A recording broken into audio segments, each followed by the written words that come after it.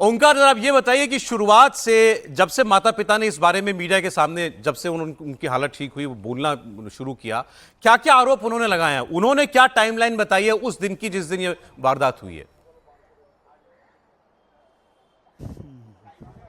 देखिए, सुबह के वक्त था, उस वक्त ही फ़ोन कॉल आया अस्पताल से, और अस्पताल से फ़ोन आने के बाद पहले फ़ोन कॉल में जो कहा गया उनके माता पिता से कि आपका बेटी का तबीयत ख़राब है, आप लोग जल्द से जल्द अस्पताल आ जाए। और जब पिता की तरफ से पूछा गया कि मेरे बेटी को क्या हुआ है, क्या वो बीमार है, तो बार बार लगातार एक महिला असिस्टेंट सुपर उनको कह रही है कि मैं कोई डॉक्टर नहीं हूँ, मैं असिस्टेंट सुपर हूँ अस्पताल के, और आप आओगे तो डॉक्टर कहेंगे कि आपके बेटी को क्या हुआ है। इसके बाद फिर से कॉल आता है अस्पताल से कि आप लोग जल्द से जल्द आ जाइए, इमरजेंसी में आपका बेटी को ले जाया गया है, वहाँ पर ट्रीटमेंट चल रहा है और आप लोग जल्द से जल्द आ जाओ, उनका हालत बहुत ख़राब है।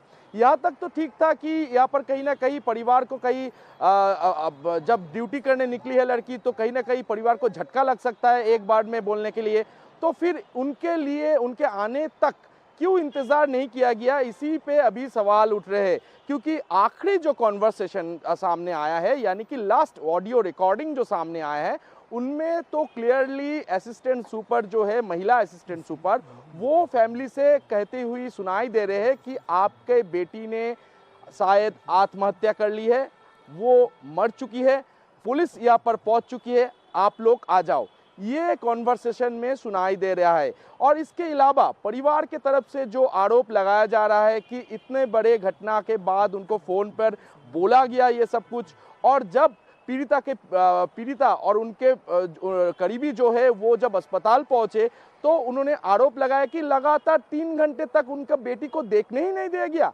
तो और इसके अलावा कुछ दिन पहले जो वायरल वीडियो आया सामने, जिसमें देखा जा रहा है कि प्लेस ऑफ ऑकरेंस के बाहर में कई सारे डॉक्टर से कई सारे लोग वहां पर पहुंचे हुए हैं, तो यही पर कहीं ना कहीं सवाल उठता है कि ये एशिया का सबसे बेहतरीन मेडिकल कॉलेज है, किसको आत्महत्या कहते हैं, किसको हत्या कहता है, ये तो उनको जानकारी होना चाहिए। इसके अलावा तब जब ये जहां पर घटना घटी, यानी कि प्लेस ऑफ ऑकरेंस के बाहर, जैसे कि देखा जा रहा है वो वायरल वीडियो में भी, कि वहां पर फॉरेंसिक डॉक्टर भी मौजूद है, तो फिर किसके कहने पर ये असिस्टेंट सुपर, महिला असिस्टेंट सुपर घर पर फोन करते हैं और फोन करके बताते हैं कि आपके बेटी ने आत्महत्या कर ली? यही अब सबसे बड़ी सवाल है। जी ठीक। और आप बता रहे थे कि पुलिस क्योंकि अब तो सारा मामला सुप्रीम कोर्ट में चला गया, उस दिन का पूरा टाइमलाइन जो है सुप्रीम कोर्ट के जजेस को बताया गया है। 10 बजे के आसपास, 10:10 पर, 10:15 पर पुलिस वहां पहुंच चुकी थी, ये जानकारी आ चुकी है। उसके बाद भी अब ये केवल जो पूरे दिन जो कुछ झूठ कहिए या बिल्कुल एक अजीबोगरीब तरीके से बर्ताव अस्पताल और पुलिस की तरफ से हुआ, उसकी एक शुरुआत थी कि पहले आपने झूठ बोला। उसके बाद जब सर सुप्रीम कोर्ट में जो बातें आई, सुप्रीम कोर्ट ने कहा कि 30 साल में हमने ऐसा केस नहीं देखा है कि आप एफआईआर बाद में रजिस्टर कर रहे हैं और पोस्टमार्टम पहले कर रहे हैं, अनहर्ड ऑफ। और उसके बाद परिवार ने कहा कि हम 6 बजे कह चुके थे एफआईआर के लिए, एफआईआर रजिस्टर होती है रात के 11:15 बजे, अननेचुरल डेथ की एफआईआर दर्ज होती है। तो केवल इस फोन कॉल मत जाइए, उस पूरे दिन का कॉन्डक्ट हॉस्पिटल अथॉरिटीज और पुलिस का नहीं है फिशी। बिल्कुल, मुझे तो लगता है कोई सुप्रीम कोर्ट के जज से, सिटिंग जज से इसकी पूरी की पूरी मॉनिटरिंग इंक्वायरी होनी चाहिए, डे टू डे इसका पूरा का पूरा वो होना चाहिए। क्योंकि देखिए, जैसे हर्षवर्धन जी इशारा कर रहे हैं और हमारे विजय त्रिवेदी भी कह रहे हैं कि इसमें हो सकता है कोई बड़ी कॉन्स्पिरेसी, और अवधेश जी भी कह रहे हैं। तो इसको केंद्र सरकार के पास में देखिए बहुत से इंस्ट्रूमेंट मौजूद हैं। एक तो सीबीआई है, दूसरा जैसे मैं कह रहा हूं कि आप उसकी मॉनिटरिंग कराएं, सिविल सोसाइटी से आप उसके ऊपर प्रेशर डलवाएं, इसको जाने ना दें। इसको ये भाजपा और कांग्रेस और तृणमूल का मामला नहीं है, इसमें सच जो है वो सामने आना चाहिए, जो साजिश है, और जैसा हमें लग रहा है कि साजिश है, तो साजिश सामने आनी चाहिए, उसका पर्दाफाश होना चाहिए और जल्द से जल्द होना चाहिए।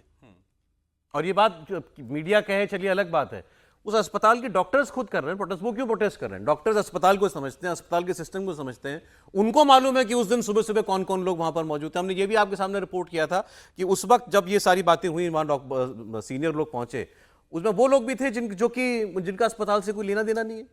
देखिए, इस पूरे मामले में, और हम लोग इस पर लगातार चर्चा करते रहे, तृणमूल कांग्रेस की सरकार में चूंकि इतने घटनाक्रम होते हैं कि हम उस पर कई बार हम अलग अलग चले जाते हैं। संदेश खाली हमने जैसे खूब देखा, हमने अलग अलग समय पर वो क्या नाम था उसका, ताजेमुल को देखा, फिर विधायक कह रहा है कि शरिया कानून लागू करेंगे, मुस्लिम तो है नहीं भाई, मुसलमानों में तो ऐसा होता है, मतलब इस देश में।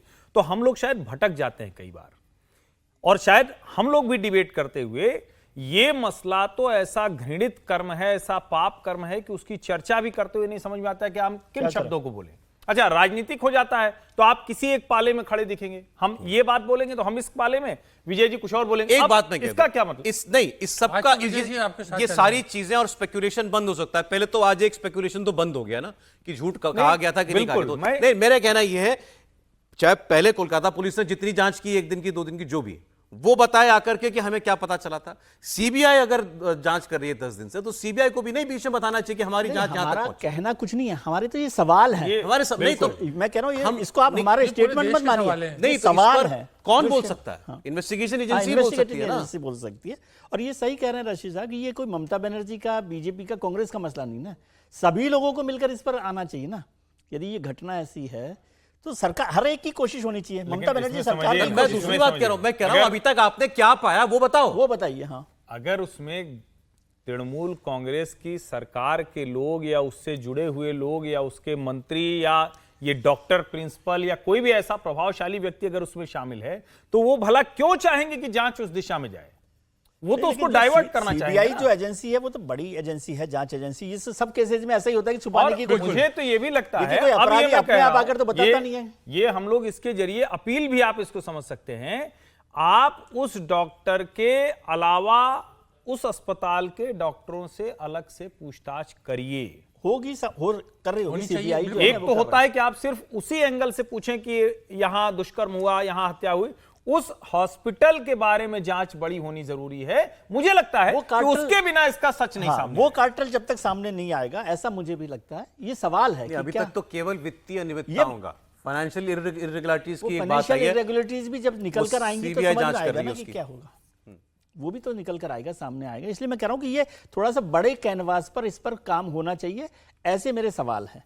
मैं कोई न शक कर रहा हूं न आरोप लगा रहा हूं, इसके लेकिन बाद की, जैसे आपने कहा ना, जो परवर्ती घटनाएं हैं, मतलब ये तो बातचीत है, इसके बाद जो कुछ हुआ है, अब जैसे पहला इस प्रकार के केसेस में जो अभी तक की ट्रेडिशन रहता है कि बाहर से पोस्टमार्टम के एक्सपर्ट डॉक्टर की टीम बनती है और वो आके पोस्टमार्टम करता है घोषित रूप से।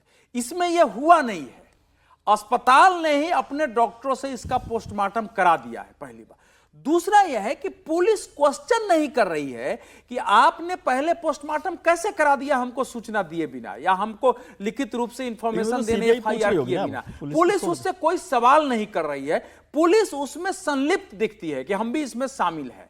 तो इसलिए तीसरा जो इसमें दिखाई दे रहा है कि उसके बावजूद अब जो उसके बाद का प्रोसेस आता है कि जितने जल्दी हो इस 100 का दहन कर दिया जाए, और हॉस्पिटल को इसकी हड़बड़ी है कि इसकी 100 को जला भी दिया जाए ताकि ये बाद में कुछ इस पर कार्रवाई करने की स्थिति नहीं रहे कि हां, अब पुलिस नहीं कह रही है कि थोड़ी देर इसको रोका जाए।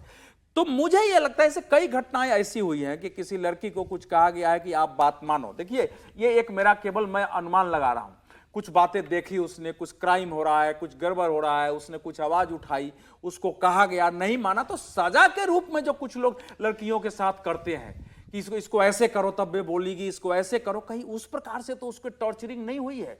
और उस टॉर्चरिंग में वो सारा चीज तो नहीं हुआ है, उसमें उस सिविल वॉलंटियर का तो यूज नहीं हुआ है। सर, आप बताएं ऐसे क्या कई सारे जांच सीबीआई के पास है। मैं तो फिर थोड़ा से वेट बिल्कुल करना पॉलिटिक्स से पड़ेगा। अलग होकर के बात नहीं, कर रहा पॉलिटिक्स से हूं। अलग- सीबीआई की जांच है, सुप्रीम कोर्ट मॉनिटर कर रहा है, सुप्रीम कोर्ट कह रहा है, आप मुझे स्टेटस रिपोर्ट सुप्रीम कोर्ट खुद ले रहा है। दीजिए। मैं केवल एक बात ये कह रहा हूं कि ये सारी स्पेकुलेशन और ये पॉलिटिकल बयानबाजी, आरोपबाजी सब बंद हो सकती है अगर हमें जल्द से जल्द सच पता चल जाए जो जांच एजेंसी दे सकती है। बिल्कुल बिल्कुल, सच बिल्कुल सामने आना चाहिए।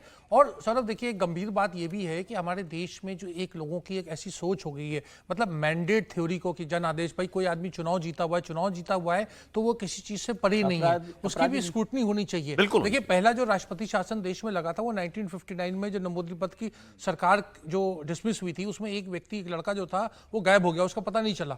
तो उस समय पूरा का पूरा दोष नेहरू सरकार थी, इंदिरा गांधी का बड़ा रोल था। विपक्ष ने बहुत कटघरे में, अभी तक वो नजीर है कि नंबूद्रीपद की सरकार सबसे डिसमिस हो पहला गई। उदाहरण है। जी, तो ये तमाम चीजें हैं, तो मैंडेट से इसको डीलिंग करने का पूरा प्रयास होना चाहिए। बिल्कुल ठीक।